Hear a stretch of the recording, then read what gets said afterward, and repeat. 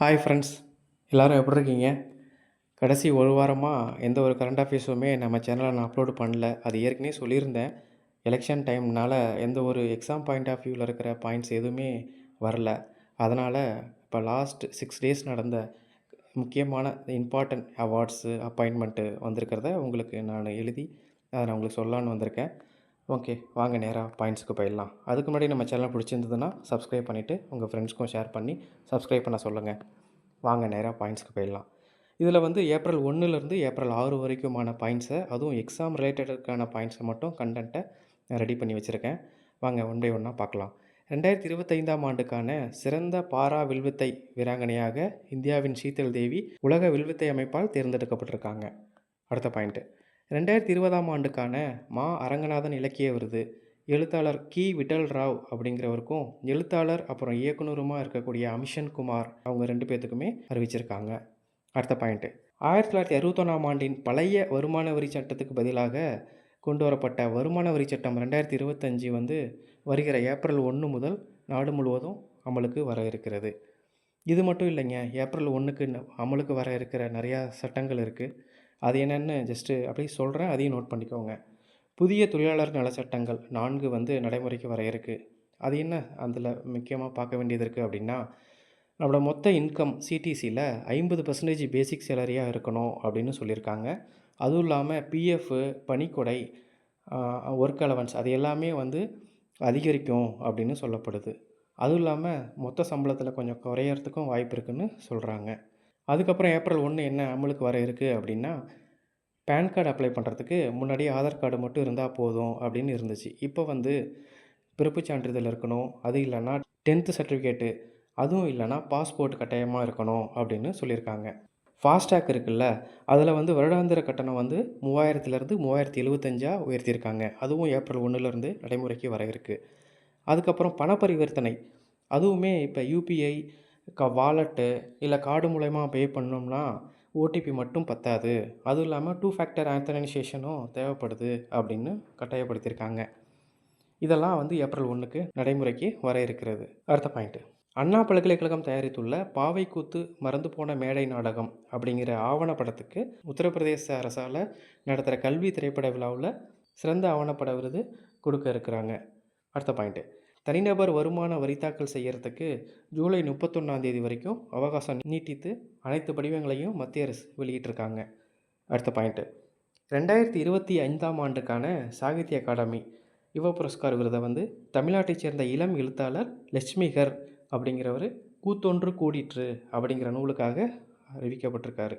அடுத்த பாயிண்ட்டு, 3ஆம் பாலினத்தவர் சட்டத்திருத்த மசோதாவுக்கு மார்ச் 30 குடியரசுத் தலைவர் திரௌபதி முர்மு ஒப்புதல் அளிச்சிருக்காங்க. அது ஏற்கனவே மக்களவையில் 24 பாஸ் ஆகிடுச்சு, மார்ச் 25 மாநிலங்களவையில் பாஸ் ஆகிடுச்சு, மார்ச் 30 கடும் விவாதத்துக்கு அப்புறம் தான் குடியரசுத் தலைவர் ஒப்புதல் அளிச்சிருக்காரு.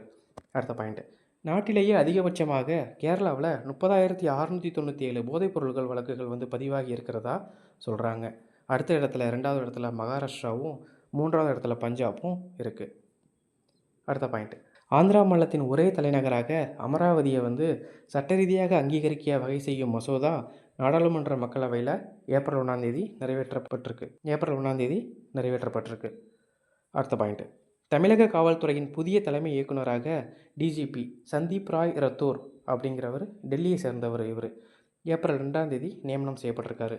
ஏற்கனவே சங்கர்ஜி திவால் டிஜிபியாக இருந்திருக்காங்க. ஏற்கனவே ரிட்டையர் ஆனதுனால இவர் இந்த போஸ்ட்டுக்கு வந்திருக்காங்க. அடுத்த பாயிண்ட்டு, ஆயுள் தண்டனை கைதிகளை வந்து முன்கூட்டியே விடுதலை செய்யும் விவகாரத்தில் அமைச்சரவையின் பரிந்துரைகளை வந்து ஆளுநர் நிராகரிக்க முடியாது அப்படின்னு சென்னை உயர்நீதிமன்ற அமர்வு தீர்ப்பளிச்சிருக்காங்க. அடுத்த பாயிண்ட்டு, சிபிஎஸ்சி பள்ளிகளில் 2026-27 கல்வியாண்டில் முதற்கட்டமாக 6ஆம் வகுப்புகளில் வந்து மும்மொழி கொள்கையை அறிமுகப்படுத்த இருக்கிறாங்க. இதில் என்னென்னா 2 இந்திய மொழிகள் கண்டிப்பாக பயிலணும் அப்படின்னு கட்டாயப்படுத்தியிருக்காங்க. இதே மாதிரியே 2030-31க்குள்ளே 10ஆம் வகுப்பு வரை இக்கொள்கை கட்டாயமாக்கப்படும் அப்படின்னும் தெரிவிச்சிருக்காங்க. அடுத்த பாயிண்ட், உள்நாட்டில் தயாரிக்கப்பட்ட ஐஎன்எஸ் அரிகண்ட்டும் ஐஎன்எஸ் அரிகாட் அப்படிங்கிற அணுசக்தி நீர்மூழ்கி கப்பல்களை வந்து மேம்பட்ட தொழில்நுட்பம் கொண்ட ஐஎன்எஸ் அரிதாமன் அப்படிங்கிற நீர்மூழ்கி கப்பலை வந்து இந்திய கடற்படையில் இணைக்கப்பட்டிருக்கு. அடுத்த பாயிண்ட், எதிரிகளின் ரேடாரில் சிக்காத நாட்டின் பாதுகாப்புக்கு மேலும் வலு சேர்க்கும் வகையில் கடற்படையில் ஐஎன்எஸ் தாராகிரி போர்க்கப்பல் வந்து இணைச்சிருக்காங்க. அடுத்த பாயிண்ட், ஃபிஃபா உலகக்கோப்பை 2026 கால்பந்து போட்டியில் 4 முறை சாம்பியன் பட்டம் வென்ற இத்தாலி வந்து தகுதி சுற்றுலேயே வந்து வெளியேறியிருக்காங்க. இதுலேயே ஆப்பிரிக்க நாடான DR காங்கோ அப்படிங்கிற நாடு 52 ஆண்டுகளில் முதலாக தகுதி சுற்றுக்கு முன்னேறியிருக்காங்க. அடுத்த பாயிண்ட், கடந்த 2025ஆம் ஆண்டில் ஒரு பயனாளி மாதத்துக்கு சராசரியாக 31 ஜிபியை வந்து டேட்டா யூஸ் பண்ணுறாங்க அப்படின்னு ஆய்வறிக்கையில் சொல்லப்படுது. இது வந்து இந்தியாவில் மட்டும் எடுத்த சர்வே. அடுத்த பாயிண்ட்டு, நாசாவின் ஆர்டமிஸ் 2 அப்படிங்கிற திட்டத்தில் கிட்டத்தட்ட அரை நூற்றாண்டுகளுக்கு மேலாக நிலவுக்கு 4 பேரை அனுப்பியிருக்காங்க. அது என்னைக்கு அப்படின்னா ஏப்ரல் 2ஆம் தேதி அதிகாலை 3:54 மணி அளவில் SLS ராக்கெட் மூலமாக 4 வீரர்கள் வந்து நிலவை நோக்கி பயணம் செஞ்சுருக்காங்க. அடுத்த பாயிண்ட்டு, நாடு முழுவதும் உள்ள பல்கலைக்கழகங்கள் மற்றும் கல்லூரிகள் அங்கன்வாடி மையங்களை வந்து தத்தெடுக்கணும் அப்படின்னு UGC உத்தரவிட்டிருக்கு. UGCனா அப்படின்னா என்னங்கன்னா யூனிவர்சிட்டி கிராண்ட் கமிஷன். அடுத்த பாயிண்ட்டு, 2030க்குள் இந்தியா வந்து உலகின் 3வது பொருளாதார நாடாக 20% அதிகரிக்கணும் அப்படின்னும் டிஜிட்டல் பொருளாதாரத்தில் வேகமாக வளர்ந்து வருகிறதுன்னும் மத்திய அமைச்சர் தெரிவிச்சிருக்காங்க. அடுத்த பாயிண்ட்டு, தமிழகத்தை பூர்வீகமாக கொண்ட தேனி மாவட்டத்தைச் சேர்ந்த ரினி சம்பத் அப்படிங்கிற லேடி வாஷிங்டன் DC மேயர் தேர்தலில் போட்டியிட இருக்கிறாங்க. இவங்க அப்பா 1994லேயே அங்கே குடிபெயர்ந்து போனதுனால அங்கேருந்தே இவங்க படிச்சுட்டு இவங்க டிகிரி முடிச்சிருக்காங்க. அடுத்த பாயிண்ட்டு, 28 மாவட்டங்களுடன் புதிய ஆந்திர பிரதேசத்தின் மாநில வரைபடத்தை வந்து தேசிய விபத்து தடுப்புத்துறை வந்து வெளியிட்டிருக்காங்க. அடுத்த பாயிண்ட்டு, ஸ்பெயினில் ஏப்ரல் 6ஆம் தேதியிலிருந்து ISSF உலகக்கோப்பை துப்பாக்கி சுடுதல் போட்டி வந்து நடக்க இருக்கிறது.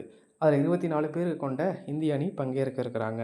அடுத்த பாயிண்ட்டு, 2025-26ஆம் நிதியாண்டில் 3405 ரயில் பெட்டிகளை வந்து தயாரித்து சென்னை ICF வந்து சாதனை படைச்சிருக்காங்க. அடுத்த பாயிண்ட்டு, தமிழ்நாடு மின்வாரியம் சூரிய ஒளி மற்றும் காற்றாலை போன்ற புதுப்பிக்கத்தக்க ஆற்றல் வாயிலாக மின் உற்பத்தி அதிகரிச்சிருக்கிறதாக மின்வாரிய அதிகாரிகள் வந்து தெரிவிச்சிருக்காங்க. ஓகே ஃப்ரெண்ட்ஸ், சேனலை பார்த்துக்கிட்டே வாங்க. அடுத்த 1 வீக்கில் முக்கியமான எக்ஸாம் ரிலேட்டட் கண்டென்ட்டை ரெடி பண்ணிவிட்டு நான் வரேன். தேங்க்யூ.